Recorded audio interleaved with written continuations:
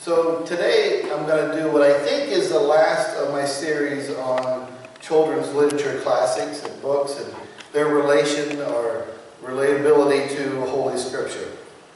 I might do one more down the road again because there's one more brewing in my head, or I might save it for another series. And what I think is really neat about all of these, as I've said before, is that you could read one of these books that I'm using and really come up with a bunch of different sermons. There's so much more in these short, small books, so many lessons that relate to our Scripture. It really is kind of mind-blowing for me that I'm almost not doing it justice just by doing one sermon on each of these books. Today I'm going to talk about a book that I actually was not a fan of as a child.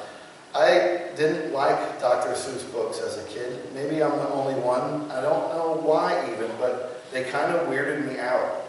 I didn't like the way the phrasing went in some of them. The rhyming thing was odd to me, and the pictures were weird to me.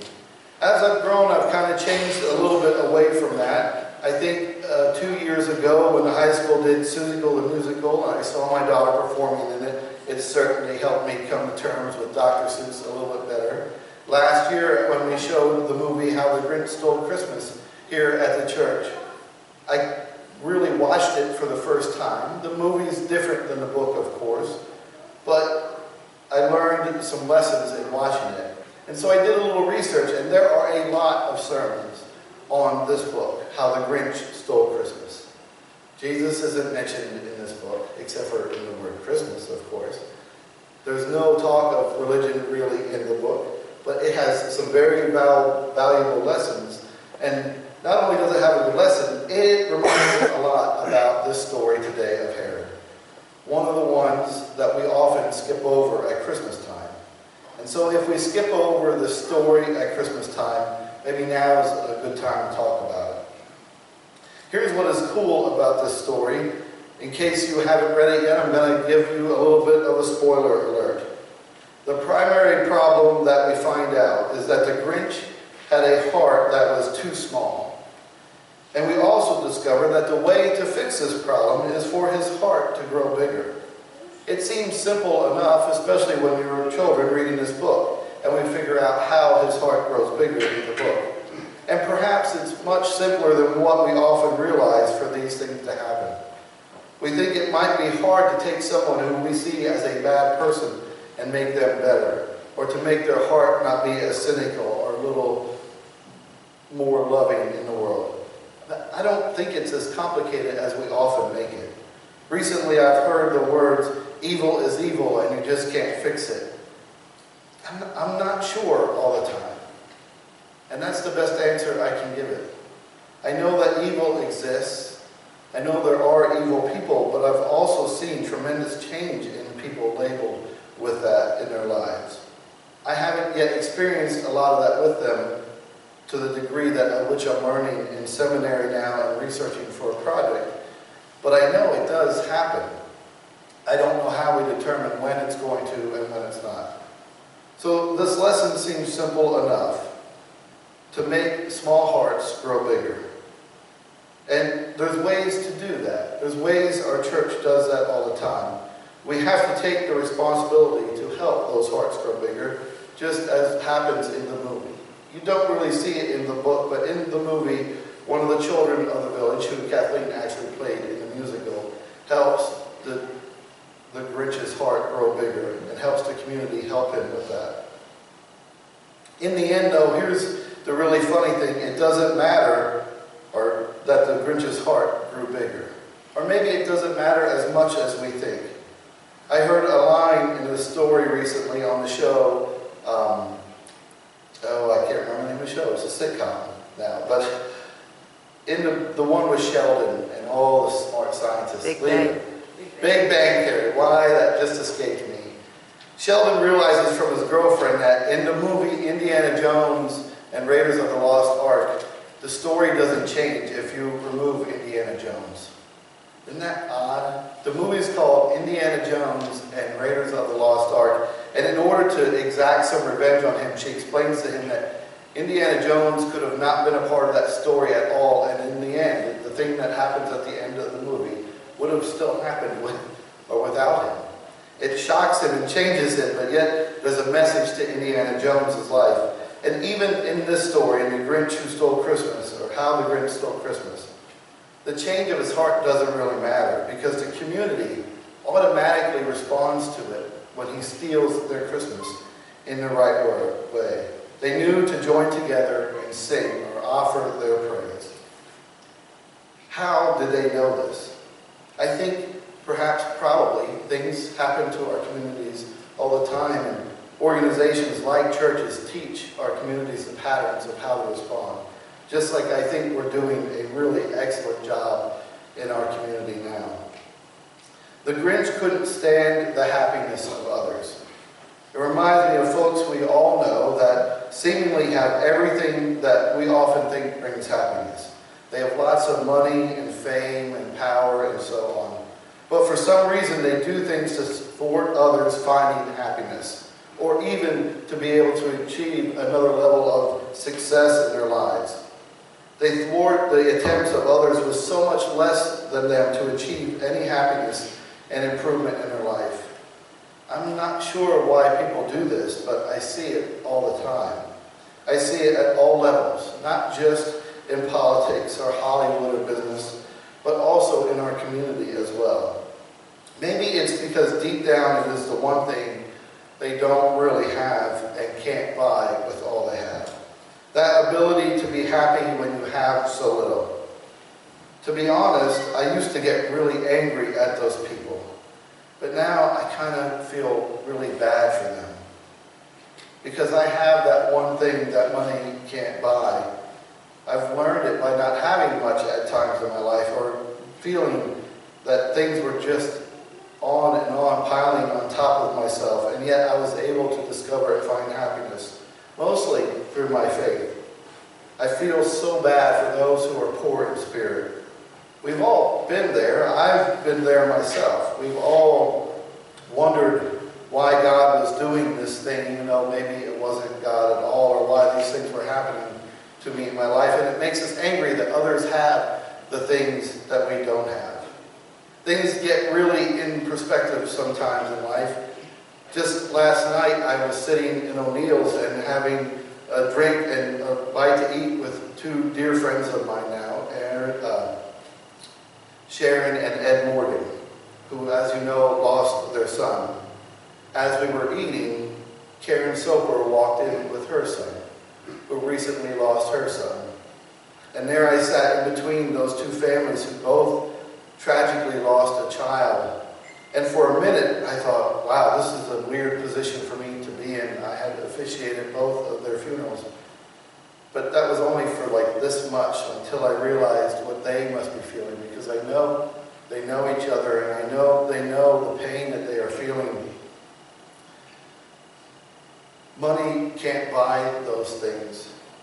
They would give up everything they could to have those things back. So is it really a big deal when a Grinch comes along and tries to steal our Christmas, our things, or our food, when we can find happiness even in the saddest of times? When we can laugh when it feels like there's never be something to laugh at again. This Grinch character takes away everything from the community, except for the thing you can't take away. He takes away their food even to celebrate the holiday, their gifts and so on. And still, they rise. They wake up on Christmas morning and they sing their version of Joy to the World. Everything about Christmas has been taken from them. Their decorations, their presents, and as I said, their food. And yet, they rise and wake up, and almost without any instruction whatsoever, sing simply because it's Christmas, and there is joy in the world because of that. And this is what makes his heart grow, that a community who has lost everything still rises. In the scripture story for today, this one, as I said, we often skip over during all the beautiful, peaceful, and joyous Christmas story we share from the gospel, the nativity scene set so perfectly out on church yards. We have a similar picture to the Grinch, but really much worse. A man with a small heart. A man who considered his appointed authority and power everything that there is to have in this world. That this was the one thing he wanted and achieved, and no one was dare take it away from him. Now he was in charge. That nothing else matters more than his authority. I'm speaking about Herod here from the story.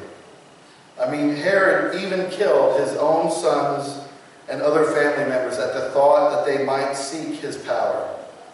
Surely hearing of a king being born, as it was told to him, a king for all the Jews, that's a threat to everything he somehow came to believe is important. And here's a tricky part to this story. We must ask ourselves as a society, in the history of our world, because this is not a single event in the history of the world, how do these people come to be this way? The answers to the problems of so much lie not in the punishment of offenders and their offenses and their crimes, but in the understanding of how people get to that place in their hearts and minds, and in the treatment and prevention of that occurring. But of course, they have to figure out a way to profit off of that before we ever do that. You see, right now, it's much more profitable to imprison people again and again and again than to ever teach them a new way of life or offer them the mental health or addiction treatment they might need. We should give credit to our Catholic friends, our Catholic brothers and sisters on this part of the story. I think they do a better job of it than most Protestant churches do. They don't really skip over it. In fact, they actually have a feast day for it. It's called the Feast of the Holy Innocents. The feast recognizes that way back then, and still today, innocents, as in plural of innocent people, innocents, especially children, suffer, die, and are thrown aside in many of our world's biggest blunders and horrific acts. From war to healthcare to addiction and human trafficking around the sex trade industry, the offenses to children can get so unspeakable that if we were to have a truly honest and open conversation about it, it would probably ruin my appetite for the day. I once had a student when I taught middle school. I'm going to call her Steph today. That wasn't her name. But she was so pleasant. Every day when I walked in the room, this girl smiled at me. She was so polite and soft-spoken, just exactly what you dream of as a middle school student when everything else around you is not that way. As a middle school teacher, I should say. She worked hard. She struggled. She had some learning disabilities, but she worked very, very hard. I loved this girl.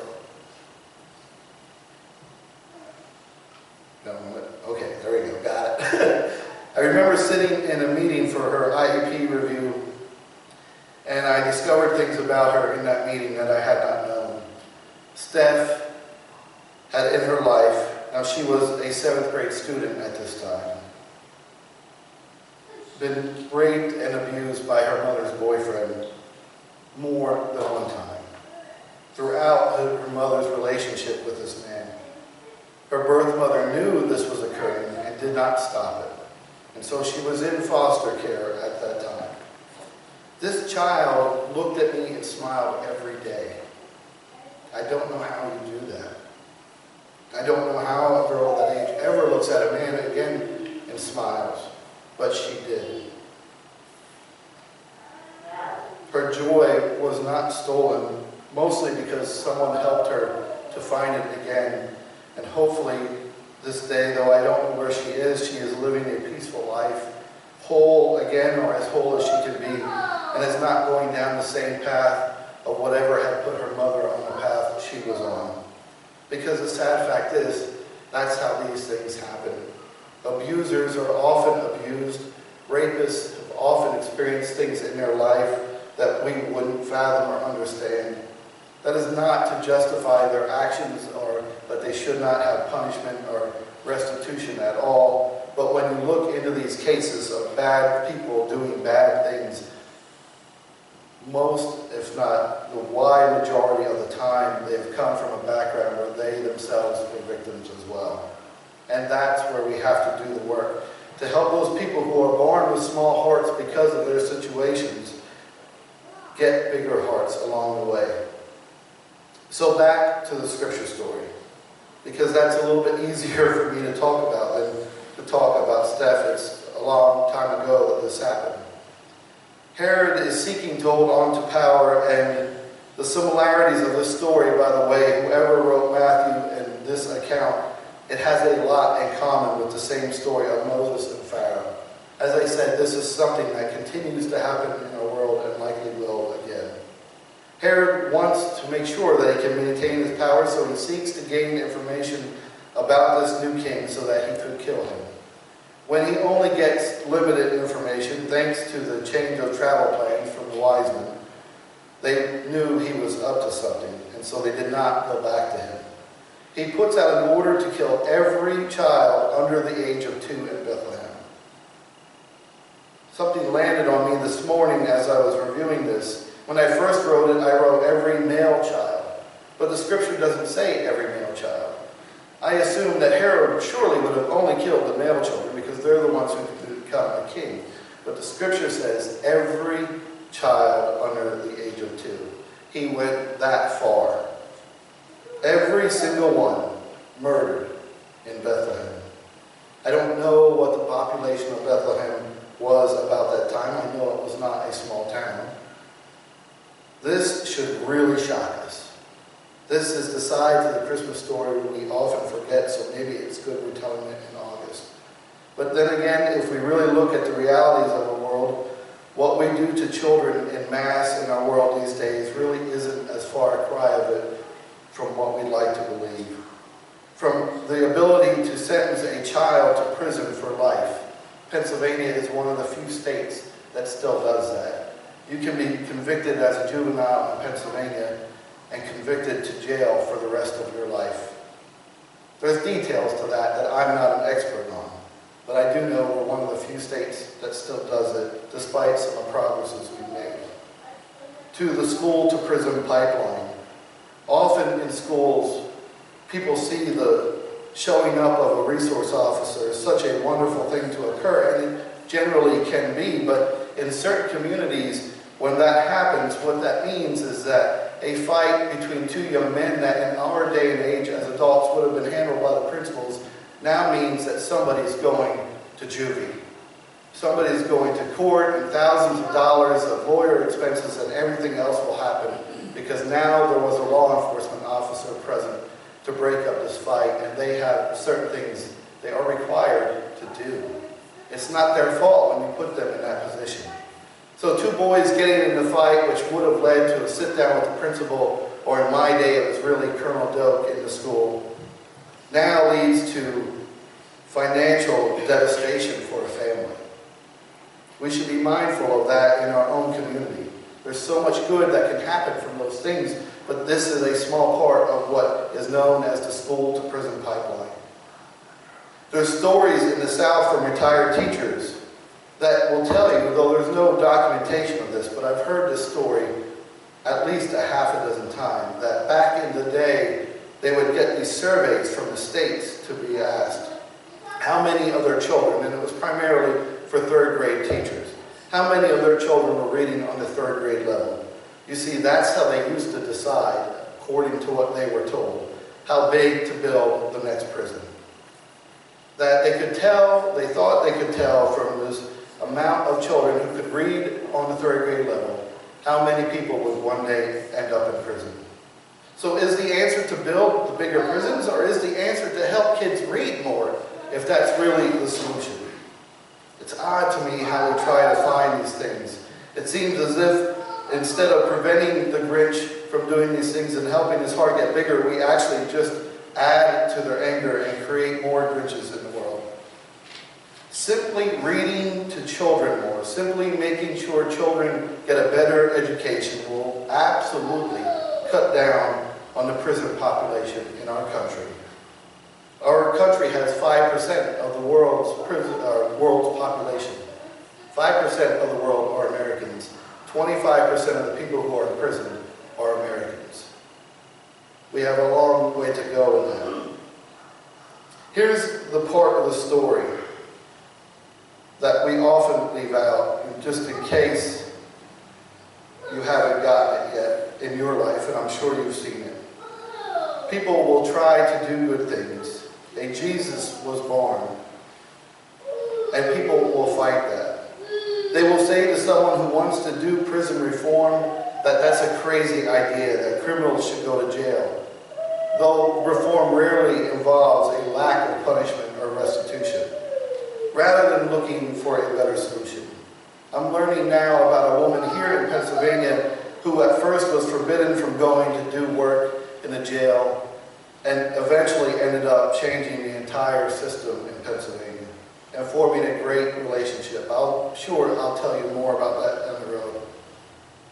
Every time a Jesus is born, whether it's in an idea or really the Jesus that was born, because of his life and his purpose, it threatens those in authority, and people will not only try to kill him, and they do eventually succeed in his life, but they will try to kill anything associated with him. Look at the stories of the disciples who were martyred in their lives for spreading the gospel.